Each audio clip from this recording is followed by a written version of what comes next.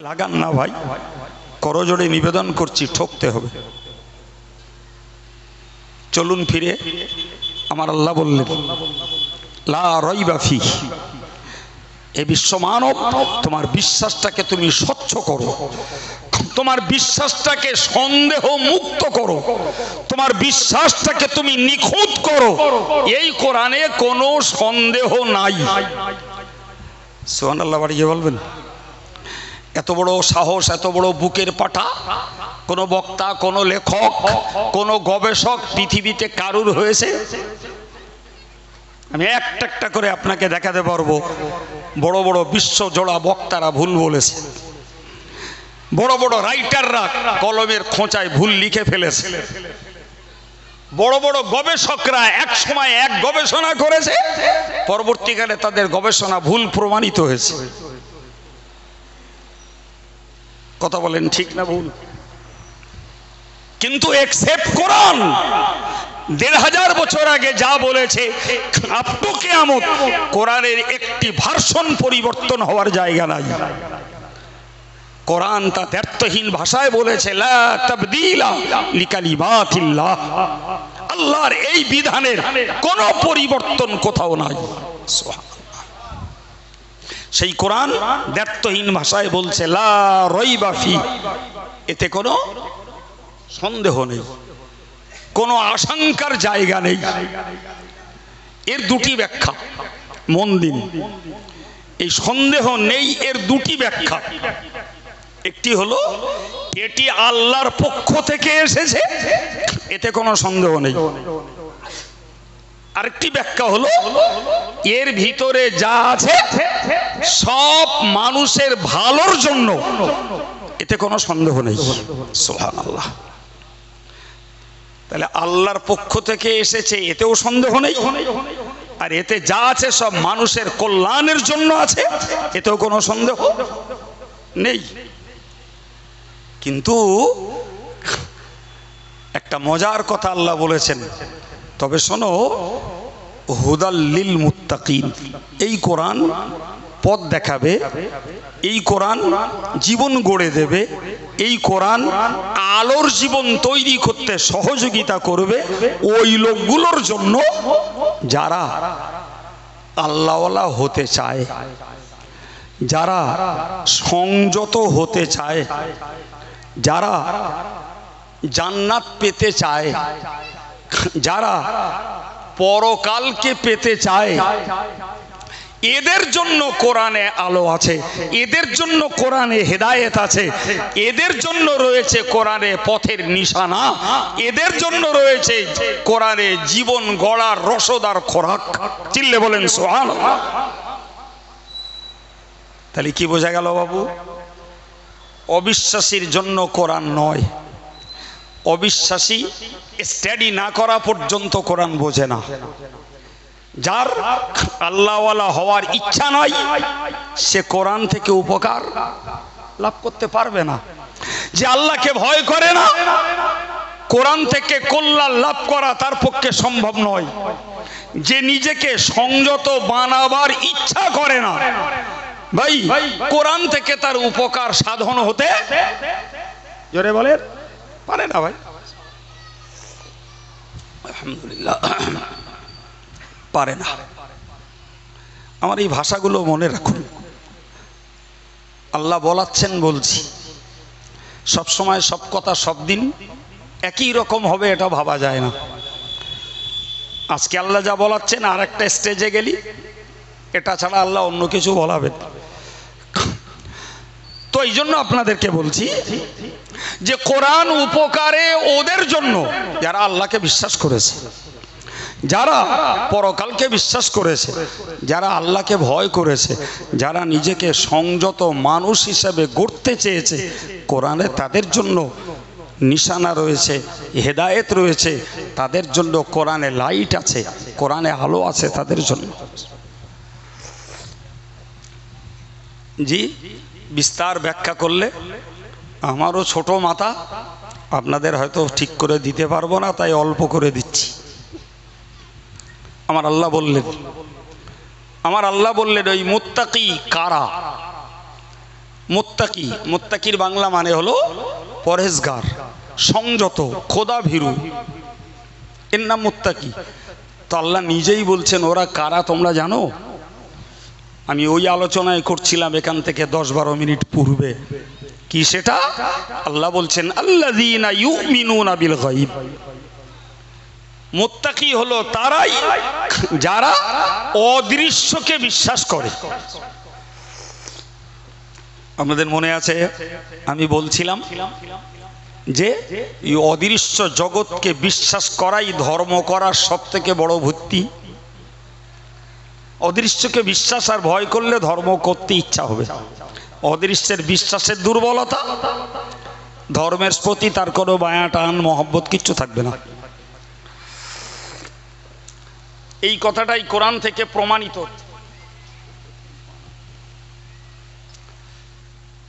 কথা বোঝাতে পেরেছি বাবু? তাহলে অদৃশ্যের বিশ্বাসের কথা কে বলেছেন? আমি বললাম? হ্যাঁ না বলেন, জোরে বলেন, কে বলেছেন? আল্লাহ বলেছেন। আল্লাহ বলেছেন। একটুখানি শুধু মনে করে নেন, একটু মনে করে নেন। আমরা না দেখা আল্লাহকে বিশ্বাস করি, আমরা না দেখা রসুলকে বিশ্বাস করি, আমরা কোরআন নাজিল হতে দেখিনি অথচ বিশ্বাস করি, আমরা না দেখা ফেরেশতাকে বিশ্বাস করি, আমরা ভবিষ্যতে ভাগ্যের ভালো মন্দ যেটাই হোক আল্লাহর পক্ষ থেকে হয় এটাকে বিশ্বাস করি। আমরা আজ অবধি কবর থেকে কাউকে উঠতে দেখিনি, কিন্তু কবর থেকে উঠতে হবে এটাকে বিশ্বাস করি। আমরা বিশ্বাস করি কবর থেকে ওঠার পরে আসামি হিসাবে আল্লাহ পাকের বিচারের এজলাসে দাঁড়াতে হবে। এক বাক্যে বলুন, আমি এই যে কটা কথা পরপর বলে ফেললাম, কথাগুলো ঠিক না ভুল? কোনটা দেখেছি বাবা? একটাও দেখিনি, একটাও দেখিনি। এই বিশ্বাসটাই হলো, এই বিশ্বাসগুলি হলো অদৃশ্যের বিশ্বাস। ওখানে যুক্তি চলে না বাপ, ওখানে বাস্তবতার জ্ঞান চলে না। আরে বেয়াদবি নেন না, যুক্তির মানদণ্ডে বলতে হয়। জ্ঞানীরা, শিক্ষিতরা, বুদ্ধিজীবী একদল বাস্তববাদী মানুষ রয়েছে যারা বলে যা চোখে দেখি না তা বিশ্বাস করি না। বলে না, বলে না। আমি যদি কোনো অশালীন ভাষা না বলে ভদ্র ভাষায় বলি তাহলে ওকে এক কথাই বলতে পারি, ওই লোকটা জারজ সন্তান। এই কি বলেছি? আর এই গেও ভাষায় বললি যে শব্দটা ফার্সি শব্দ কিন্তু গায়ে লাগে বড্ড, ও হারামজাদা। যদি বলেন কেন? আরে তোর মা যাকে শিখিয়েছে এইটা তোর বাপ, তুই তাকে বাপ বলেছিস, কিন্তু তোর বাপ যে মায়ের সঙ্গে তার সঙ্গম করেছে সেই সঙ্গমে তুই তৈরি হয়েছিস। তুই কি দেখেছিলি? তুই কি দেখেছিলি? হ্যাঁ, খুব সাবধান। তাহলে নিজেকে যদি বৈধ সন্তান প্রমাণ করাতে হয়, নিজেকে যদি একটা জায়েজ বাচ্চা হিসাবে যদি প্রমাণ করাতে হবে, তবে পৃথিবীতে সবার আগে মায়ের কথা বিশ্বাস করা লাগবে। এই কথা বলেন, ওই মা বলছে এইটা তোর বাপ, তবে তুই তাকে বাপ বলেছিস। ও যে তোর জন্মদাতা পিতা মহারথী, তুমি বলো সেটা চোখে দেখোনি বাবা। দেখো, এই অজানা বিষয়কে বিশ্বাসের ভিত্তিতে তুমি বৈধ সন্তান হচ্ছ। আর আমার আল্লাহ, আল্লাহর রসুল যেগুলোকে বললেন, তোর মার কথা তোর বিশ্বাস হলো রে, আর আমার নবীর কথা আর আমার আল্লাহর কথা তোর বিশ্বাস হলো না।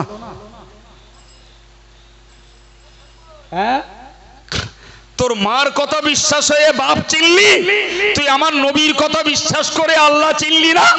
তুই আমার নবীর কথা বিশ্বাস করে কবর থেকে উঠতে হবে এটা তোর মনে জায়গা পেল না। তোর নবীর কথা বিশ্বাস করে হাসরের দিনে দাঁড়িয়ে জীবনের কর্মকাণ্ডের কৈফিয়ত দিতে হবে এ বিশ্বাস তোর একবার হলো না। তোর আমার নবীর কথা বিশ্বাস করে তোকে কিয়ামতের দিনে আসামি হতে হবে এ বিশ্বাস তোর একবার হলো না। যদি হতো, যদি হতো কারো তেল মলার আগেই বাবা তুমি ধার্মিক হয়ে যেতে, লোকে তেল মলবে তাই আমি বুঝেছি ধর্ম করার দরকার আছে। ঠিক কিনা বলেন? তোমার বিশ্বাসের দুর্বলতা বাবা, তোমার বিশ্বাসের ঘাটতি, বিশ্বাসের ঘাটতির জন্যই তুমি নিজের উপকারের নিজের কল্যাণের ভালো কাজ তুমি করো না। তুমি ভালো কাজ করো না, তোমার নিজের কল্যাণ তুমি চাও না। তাই নিজের কল্যাণ চাইলে তুমি ভালো কাজ করতে। আল্লাহ বললেন, আপনি তাকিয়ে দেখুন ভাই, এই যে অদৃশ্যের বিষয়গুলো, অদৃশ্যের বিষয়গুলো বিশ্বাস না করলে তো আমরা ইমানদার নই। কি গো সম্মানিত ভাইরা, আমি একদম গোড়ায় কোরআনের আয়াত পড়েছিলাম, কোরআনের আয়াত পড়েছিলাম, মান আমিলা সালিহান ফালিনাফসিহি, যে লোকটা ভালো কাজ করবে উপকারিতা তার। মনে পড়ছে? তখন এত ভাই ছিলেন না, শুরুর দিকে কম কম ছিলেন। কি বলেছি? মান আমিলা সালিহান ফালিনাফসিহি, ভালো কাজ যে করবে তার। তুমি গাল দেবে, পরিণতি তোমার। তুমি মিথ্যা কথা বলবে, পরিণতি তোমার।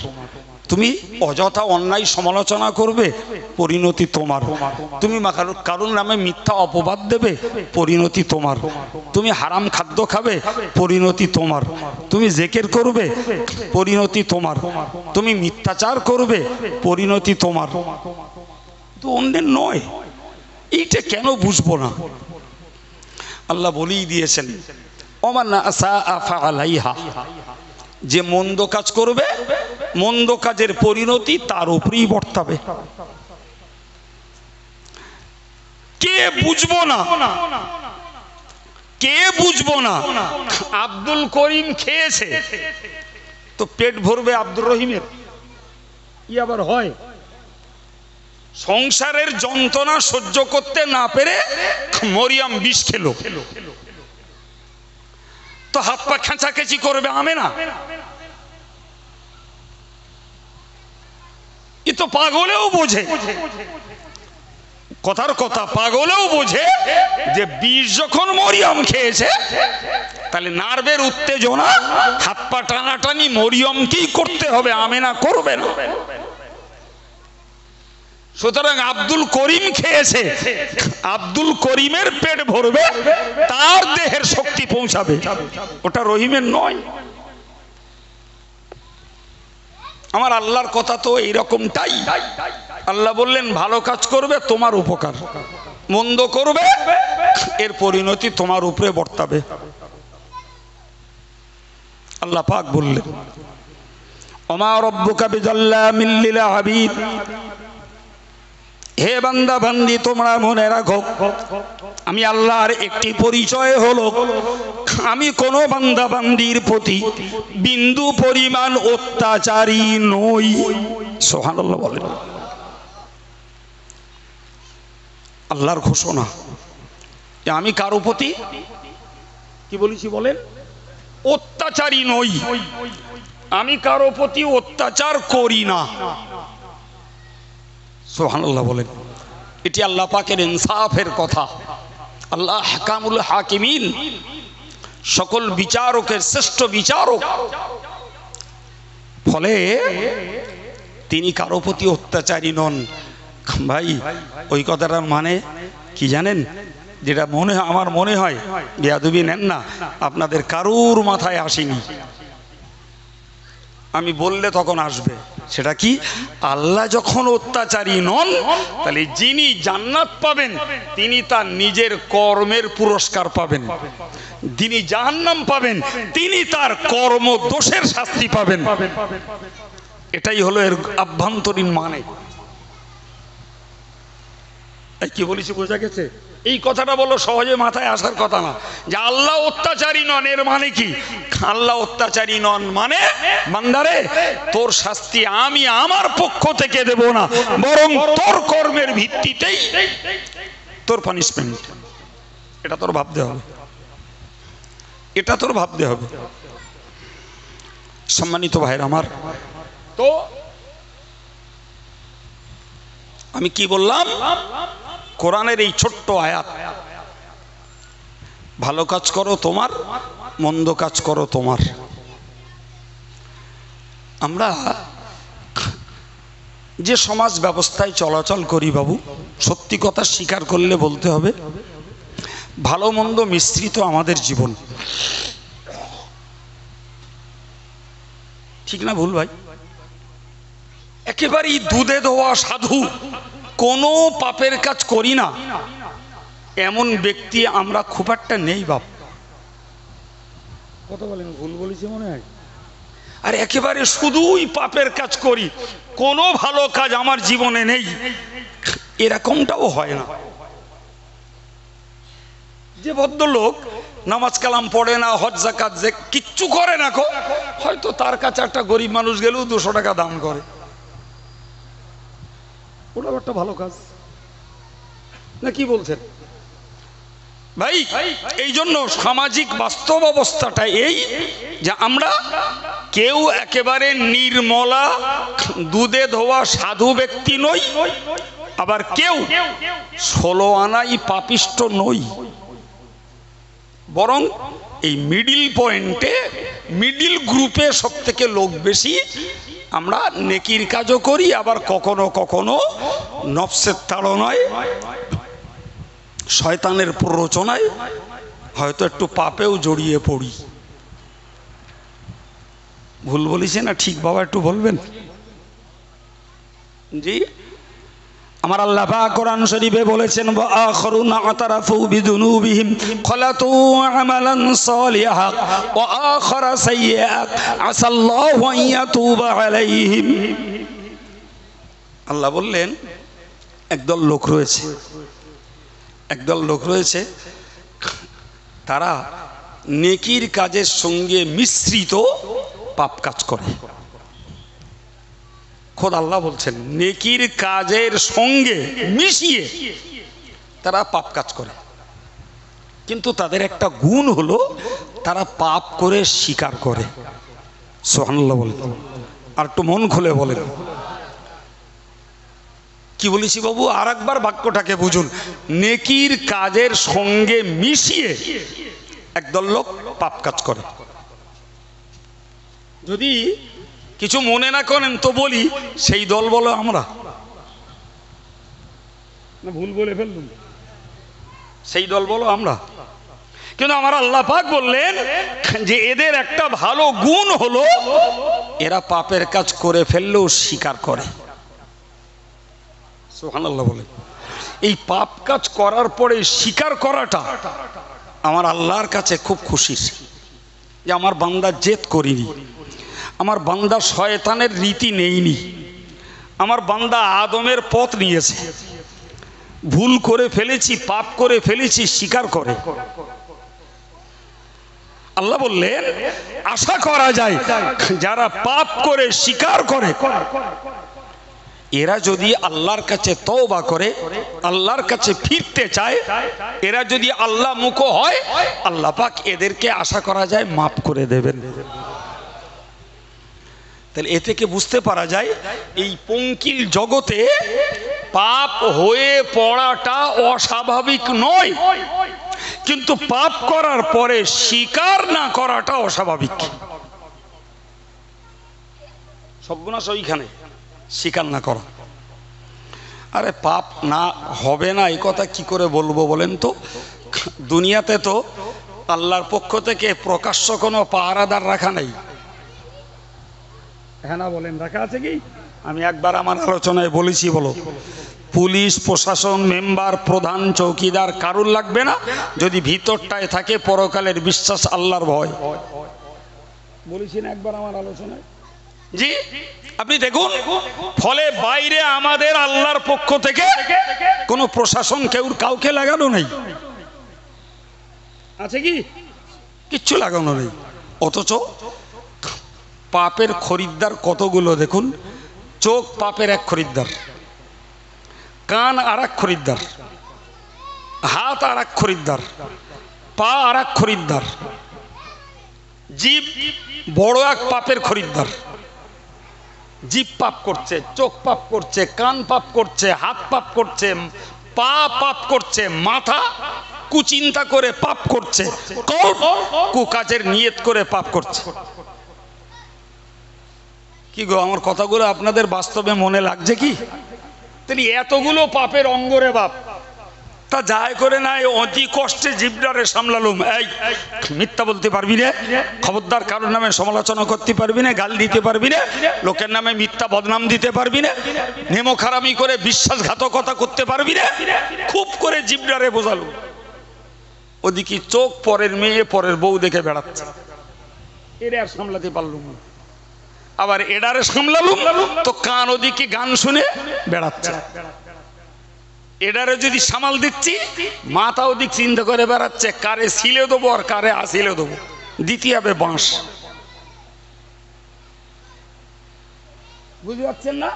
এরে সামাল দিচ্ছি, পা পা ওদিকে লাম্পো ঝাম্পো করতেছে, চল ওখানটায় যাবো, ওখানে বিচিত্র অনুষ্ঠান হচ্ছে, ওখানে গানের আসর, ওখানটায় আজকে ড্যান্স হ্যাঙ্গামা। কডারে সামলাবেন বাপ? এই সব কডারে সামলাতে পারলি তবে বোঝা যাবে যে আমি সাধু হওয়ার একটা চেষ্টা করছি। কিন্তু এই খোলা জগতে এই সব কটারে সামলে চলা বলো বিরাট মদ্দালকের কাজ বলো। সম্মানিত ভাইরা আমার, আমার বক্তব্য আমি আপনাকে বোঝাতে চাইছি, তাহলে আমরা খোলা পৃথিবীতে এতগুলো পাপমুখী অঙ্গকে সবকটাকে প্রতিরোধ করে 16 আনা পাপমুক্ত জীবন গড়ব, এটি খুব কঠিন কাজ বাবা। তবে যারা চেষ্টা করে 16 আনা পারে না, 15 আনা পারে, হয়তো 15 আনা পারে না, 14 আনা পারে, কিন্তু যারা চেষ্টা করে না তারা হয়তো 16 আনার 15 আনা সব অঙ্গের কাছে হেরে যেয়ে পাপে ডুবে যায়। জি প্রিয় ভাইরা আমার, আমি আপনাকে বোঝাতে চেয়েছিলাম এটাই যে বিশ্বাস যদি আমার ঠিক থাকে তাহলে পাপ থেকে আমার মুক্ত থাকাও সম্ভব। আবার বিশ্বাস যদি আমার ঠিক থাকে তাহলে পাপ হয়ে পড়ার পরে স্বীকার করে আল্লাহর কাছে ক্ষমা চেয়ে নেওয়াও সম্ভব। সুবহানাল্লাহ বলে। আমি এই প্রসঙ্গে আপনাকে ছোট্ট দুটো রসুলের সময়কার তথ্য একটু শোনাই। একটা শুনুন। জি, রসুল করিম সাল্লাল্লাহু আলাইহি ওয়াসাল্লাম এক ইহুদির সঙ্গে লেনদেন করেছেন। ইহুদির সঙ্গে তিনি লেনদেন করেছেন, যার ফলে রাসূলুল্লাহ ইহুদির কাছে দেনদার। তো আচমকা ইহুদি একদিন রাসূলুল্লাহকে ধরেছে, ধরে বলছে, মোহাম্মদ তোমার কাছে আমি পয়সা পাই, আমার পয়সাটা দাও। তো রসুল বললেন, ভাই আমি যে আপনার পয়সা দিয়ে দিয়েছি। ইহুদি বলছে, না তুমি দাওনি। আচ্ছা আমাদের কি বিশ্বাস রসুল দেশে না দেয়নি? আচ্ছা রসুল না দেবেন বলবেন, এরম রসুলের লাইফে কোনো রেকর্ড আছে? কিন্তু রসুল যতবার নম্রতার সঙ্গে বলছেন আমি দিছি, ও ইহুদি ততবার বলছে না তুমি দাওনি। বলতে বলতে ইহুদি খুব চড়া কথা বলল, বলল তোমার বংশের দোষ ঋণ নিয়ে ঋণ শোধ না করা। ভাই আমাদেরও বলো, ব্যক্তিগত আমি দোষ করেছি তুই আমার বল, আমার বাপের বললি বলো, রাগটা বেড়ে যাবে। তুই আমার বংশ যদি নাড়িস সেটা সহ্য করা বড্ড কঠিন, আমি দোষ করেছি, আমার তো একবারের জায়গায় 5 বার বল, ঠিক কিনা বলেন? তো রাসূলুল্লাহ খুব দুঃখ পেলেন যে আমার জন্য আমার বংশেও দূষিত হবে, কিন্তু তো রসুল তবুও কোনো চড়া কড়া বলেন। ইন দি মিন টাইমে একজন ব্যক্তি এলো, রসুলের সাহাবী, এসে ম্যাটারটা বুঝলো যে ইহুদির সঙ্গে রসুল্লাহর বিতণ্ডা হচ্ছে একটা পয়সা শোধ করা আর না করা নিয়ে। শোনার পরে রসুল্লাহ বললেন, ইয়া রাসূলুল্লাহ, আমি সাক্ষ্য দিচ্ছি আপনি ওর পয়সা দিয়েছেন। অবাক কাণ্ড। তাহলে এই সাহাবী যখন রসুলের পক্ষে সাক্ষী দিচ্ছে, তাহলে ওটা তো রসুলের জন্য প্লাস পয়েন্ট। কিন্তু রসুল কি বললেন? বললে, দেখো, আমি যখন পয়সা দিয়েছিলাম সেখানে তুমি ছিলে না, অতএব তুমি আমার হয়ে সাক্ষী দিতে পারো না। সুবহানাল্লাহ বলবেন? আমরা হলে কি করতাম? লাফিয়ে উঠে বলতাম, ওই তো সাক্ষী দিচ্ছে, পয়সা দিচ্ছে। রসুল বললেন, তুমি ছিলে না, তুমি সাক্ষী দিতে পারো না। আল্লাহর কি খেলা! তৎক্ষণাৎ ইহুদি বলছে, হে মুহাম্মদ, আমি স্বীকার করছি তুমি আমার পয়সা দিয়েছো। এতক্ষণ কি বলছিল বলে? দেইনি। তো রসুল বললেন, কি ব্যাপার ভাই, তুমি এতক্ষণ বলছিলে আমি পয়সা দিইনি, আর এখন বলছো দিয়েছি। বলো, বিশ্বাস করুন, আমি তাওরাত কিতাবে পড়েছি, আখিরি জমানার যিনি পয়গম্বর হবেন তার পক্ষে কেউ যদি অপ্রকৃত সাক্ষী দেয় তো সেই সাক্ষীকেও তিনি গ্রহণ করবেন না। আমি এতক্ষণ ধরে আপনার সঙ্গে বিতর্ক জড়াচ্ছিলাম, শুধু ওয়েট করছিলাম কেউ একজন এসে আপনার হয়ে সাক্ষী দিক যে আপনি আমার পয়সা দিয়েছেন। কিন্তু আমি জানি যখন পয়সা দিয়েছিলেন কেউ ছিল না, ওই সাক্ষীটা আপনি অ্যাকসেপ্ট করেন না রিফিউজ করেন, ওই সাক্ষীটা আপনি গ্রহণ করেন না ত্যাগ করেন, এটাই ছিল আমার পরীক্ষার বিষয়। তো আমি দেখলাম যে আপনার সাহাবী যখন আপনার পক্ষে সাক্ষী দিল, আপনি অকপটে তার সাক্ষীটাকে আপনি ফিরিয়ে দিলেন। তখনই আমি বুঝলাম যে তাওরাত কিতাবের বক্তব্য অনুযায়ী আপনি সত্যকারের আখিরি জমানার নবী। এখন সাহাবীর পালা।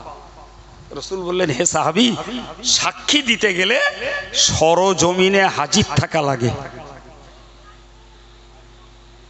কি লাগে? তুমি সরজমিনে যদি তুমি ফিজিক্যালি প্রেজেন্ট থাকো, তুমি সরজমিনে যদি নিজে উপস্থিত থাকো, তাহলে একটা সাক্ষী দিতে পারো যে আমি জানি অমুক চুরি করেছে, আমি জানি অমুক মিথ্যা কথা বলেছে, আমি জানি অমুক টাকা মেরেছে। তুমি গয়ডার মোড়ে চার দোকানে কে বললো, আর বিচারের স্থলে যেয়ে বলে দিলে আমি সাক্ষী দিচ্ছি ও টাকা চোর, মরতে হবে না? মরতে হবে না? তুমি কার কাছ থেকে শুনে সাক্ষী দিলে? তুমি ছিলে সেখানে? প্রিয় নবী যখন সাহাবীকে বললেন, হে সাহাবী, আমি যখন ওকে পয়সা শোধ করেছিলাম তুমি ছিলে না, আমার ওই সাক্ষী দিলে কেন? আল্লাহ পাকের নবীর সাহাবী বলেছিলেন, ইয়া রাসূলুল্লাহ, ইয়া হাবিবাল্লাহ, আমরা আল্লাহকে চিনতাম না, আপনি এসে বলেছেন আল্লাহ আছে, আমরা বিশ্বাস করে নিয়েছি। ইয়া রাসূলুল্লাহ, আপনি বলেছেন আল্লাহ এক, আমরা বিশ্বাস করে নিয়েছি। ইয়া রাসূলুল্লাহ, আপনি বলেছেন মরার পরে কবরে আযাব হবে পাপীর জন্য, বিশ্বাস করে নিয়েছি। আপনি বলেছেন হাসরের বিভৎস দিনে কঠিন সূর্যের তাপের নিচে দাঁড়াতে হবে, আপনার কথা বিশ্বাস করে। ইয়া রাসূলুল্লাহ, আপনি বলেছেন জাহান্নামের উপরের পোলটাকে পার হতে হবে, আপনি বলেছেন বিশ্বাস করে নিয়েছি। পার না হতে পারলে কেটে খান খান হয়ে জাহান্নামের গাড্ডায় পড়তে হবে, বিশ্বাস করে নিয়েছি। আপনি বলেছেন জান্নাত আছে, বিশ্বাস করে নিয়েছি। এই অদৃশ্যের বহু বিষয়কে আপনার মুখের কথায় বিশ্বাস করেছি, আর সামান্য কটা টাকা আপনি বলছেন দিয়েছি, কেমনে ওইটাকে অবিশ্বাস করব? তাই আপনার মুখের কথার খাতিরে বলেছি যে আমি সাক্ষী দিচ্ছি আপনি টাকা দিয়েছেন।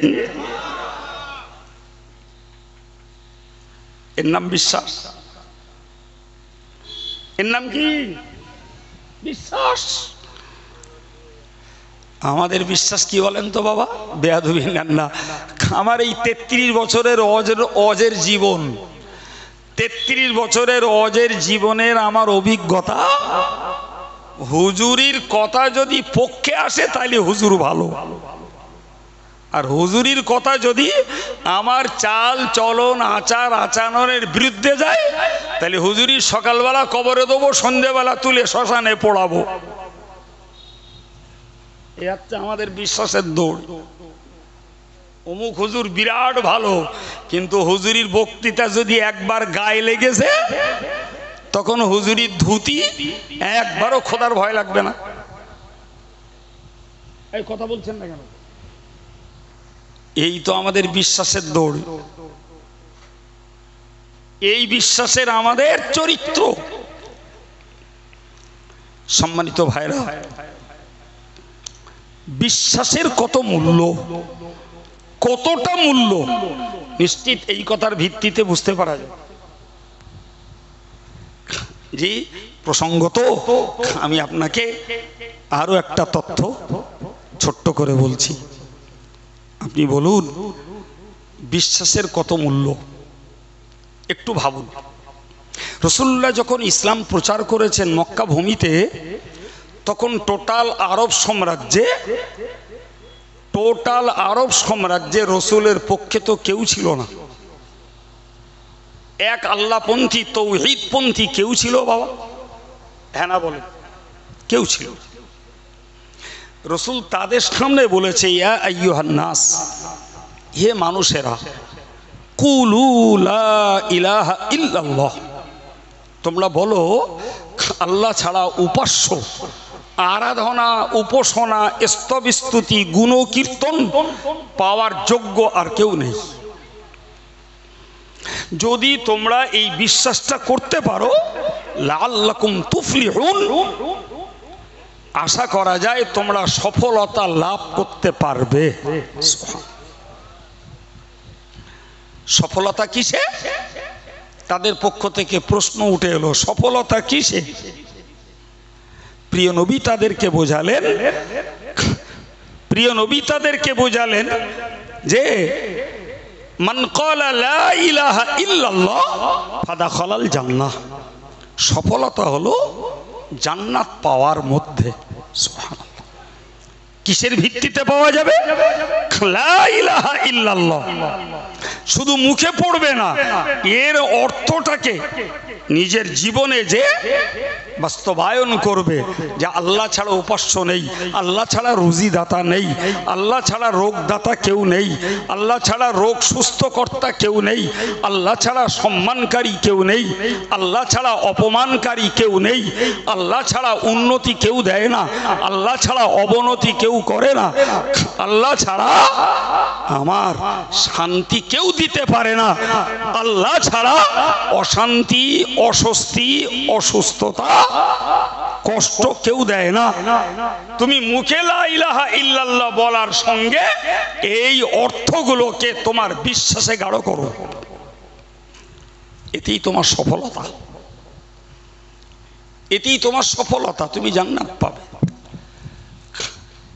তো রাসূল বললেন, যে লোকটা কলেমার প্রতি বিশ্বাস এবং স্বীকৃতি দিয়েছে, জবানে পড়েছে, বলেছে, অন্তরে স্বীকার করে নিয়েছে, তার জন্যই রয়েছে সফলতা, তার জন্যই জান্নাত। আপনি বলেন, আশ্চর্য ব্যাপার, এই কথাটা ইহুদির ঘরের কেউ কেউ, খ্রিস্টানের ঘরের কেউ কেউ, কাফেরদের ঘরের কেউ কেউ, মুশরিকদের ঘরের কেউ কেউ, অগ্নি উপাসক ঘরের কেউ কেউ, তারকা পূজকদের ঘরের কেউ কেউ, যারা বিশ্বাস করেছে তারাই তো ওই ধর্ম থেকে বেরিয়ে এসে ইসলাম ধর্মে দীক্ষিত হয়েছে। সুবহানাল্লাহ, ঠিক না ভুল? আর শুধু হয়নি বলো বাপ, আমার নবী তাদের জন্য একটা গ্যারান্টি দিয়েছেন। আবার ওই কথাটা মুখস্থ করে নিই যে ইসলামের প্রাথমিক পর্যায়ে নবীর পক্ষে তাওহীদের পক্ষে কেউ ছিল না। যা এসেছে একটা একটা করে প্রথম অবস্থায় সব ভিন্ন ভিন্ন ধর্মের ঘর থেকে বেরিয়ে। ঠিক না ভুল? হ্যাঁ, তো তাদেরকে তাহলে বিশ্বাস করতে হয়েছে যে এই আমিনার বেটা মুহাম্মদ, এই লোকটা আল্লাহর বার্তাবাহক, এ যা বলছে সত্য। এই ইসলামটাকে আমরা যদি বিশ্বাস করি, আমরা তাওহীদটাকে যদি বিশ্বাস করি, বিনিময়ে আল ইসলামু ইয়াহদিমু মা কানা ক্বাবলা, ইসলাম এমন একটা ধর্ম যে ধর্ম তার বিগত জীবনের পাপগুলোকে ধ্বংস করে দেয়। আসেন আসেন, ধ্বংস করে দেয়। আর বিশ্বাসটা ঠিক রেখে মূল্যে জান্নাতে যায়। সুবহানাল্লাহ বলে। তাহলে তারা বিশ্বাস করেছিল বলেই প্রিয় নবী তাদেরকে শুনিয়েছিলেন।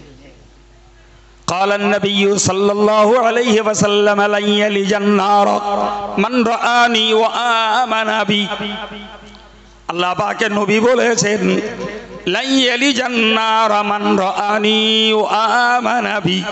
হুজুর বলেছেন যারা আমাকে দেখতে পেল এবং আমার প্রতি ঈমান আনলো। আবার বলছি, মুখস্থ করুন, আমাকে দেখতে পেল এবং আমার প্রতি ঈমান আনলো, এরা জাহান্নামে প্রবেশ করবে না। সুবহানাল্লাহ। তাহলে এ থেকে বুঝতে পারা যায় তারা আমার রাসূলুল্লাহর কথাকে মূল্য দিয়েছে, বিশ্বাসের জায়গায় দৃঢ় হয়েছে, বিনিময়ে রাসূলের পক্ষ থেকে তারা নিশ্চয়তা পেয়েছে তারা জাহান্নামে যাবে না, তারা জান্নাতের সফলতা লাভ করবে। দুঃখের সঙ্গে বলতে হয় রে বাবা, আজকে রাসূল বলছেন না, কিন্তু রাসূলের কথাগুলো হাক্কানি ওলামা সমাজ বলছে। যারা গাল দেয় না, সমালোচনা করে না, মিথ্যাচার করে না, প্রকৃত কোরআন হাদিসের ব্যাখ্যা মানুষকে শোনায়, ভাই এদের কথাগুলো আমার সমাজের বর্তমান কমিউনিটির মুসলিমরা এরা যদি নিজের স্বার্থে নিজের উপকারের আসে তাহলে বিশ্বাস করে, আর যেই বিরুদ্ধে যায় তখন গাল দেয় আর সমালোচনা করে আর মিথ্যার স্রোতে ধুয়ে দেয়। কথা বলেন জি। তাহলে তাদের বিশ্বাসের যে মূল্য তারা পেয়েছেন, আমরা ইমানদার বলে দাবি করে আমাদের বিশ্বাসের সেই মূল্য আমরা কি পেতে পারি বাপ? হ্যাঁ না বলেন? আমাদের বিশ্বাসের তো স্থিরতা নেই, আছে কি? আমাদের বিশ্বাসের দৃঢ়তা নেই। প্রিয় ভাই আমার, সুতরাং আমি আমার আলোচনার ভিতর দিয়ে একটি আয়াত পাকের কথা শুনিয়েছি, আনুষঙ্গিক যা আল্লাহ বলিয়েছেন বলেছি, সঙ্গে মডেল মাদ্রাসার গুরুত্ব প্রয়োজনীয়তার কথা বলেছি, আমাদের বিশ্বাসটার দৃঢ়তার কথা আপনাদেরকে একটু মজবুত করার চেষ্টা করেছি। দোয়া রাখেন আমাদের একে অপরের দোয়ার ওসিলায় আল্লাহ আমাদের সকলকে খাঁটি ইমানদার হিসাবে পৃথিবীতে আমলওয়ালা বান্দা হিসাবে বাঁচার এবং মরার তৌফিক দেন, বলুন আমিন। আলোচনা আল্লাহ যা করিয়েছেন 1.5 ঘন্টা ধরে করার চেষ্টা করেছি। শারীরিকভাবে খুব সুস্থ নই, তবে আগে বলিনি। আগে বললি বলতে না, ওই মৌলভী সাহেব দোষ উঠিয়ে বলে শরীর খারাপ, আগে বলিনি। আল্লাহ যা অজ করিয়েছেন করে নিয়েছি। এখন বলছে একটু দোয়ার জন্য। শারীরিকভাবে খুব সুস্থ জায়গায় নই, অনেক দিন ধরে টাইফয়েডে ভুগছি। সেই অবস্থায় সব কাজ করিয়েও নিচ্ছে আল্লাহ। আজও প্রায় সারাদিন ক্লাস করা ছাড়া বাকি সময়টা প্রায় শুয়ে কাটিয়েছি। তারপরেও ওয়াদা রক্ষার জন্য এসেছি। আর এই যা বলেছি না, এসব আমার শক্তিতে নয়, আল্লাহর ইচ্ছা হয়েছে, আল্লাহ বলিয়েছেন। আলহামদুলিল্লাহ। দোয়া করেন আমাদের সংগঠনের কর্মকাণ্ড আল্লাহ পাক দেশ ও জাতির কল্যাণে কবুল করেন এবং যতদিন বাঁচিয়ে রাখেন হানাফি মযহাবের পক্ষে, ফুরফুরা শরীফের পীর মুজাদ্দিদে জামানের মতাদর্শের পক্ষে, ইসলামের উন্নয়নে মডেল মাদ্রাসা থেকে শুরু করে মেয়েদের মাদ্রাসা, ছেলেদের মাদ্রাসা, পত্রিকা এবং দেশের শিক্ষার উন্নয়ন ঘটানোর অন্যান্য প্রক্রিয়া আল্লাহ আমাদের দ্বারাতে করিয়ে নেন। সবাই বলুন আমিন। ওমা আলাইনা ইল্লাল বালাগ। আপনাদের কাছে সর্বজন পরিচিত আমার স্নেহভাজন রাজাজত মৌলানা রজব আলী সাহেব আলোচনা করতে তিনি তার সময়ের আগেই স্টেজ নিয়েছেন। তার সুললিত কণ্ঠের উদ্যত বক্তব্য শুনবার জন্য দাওয়াত দিয়ে আমি বিদায় নিলাম। ওমা আলাইনা।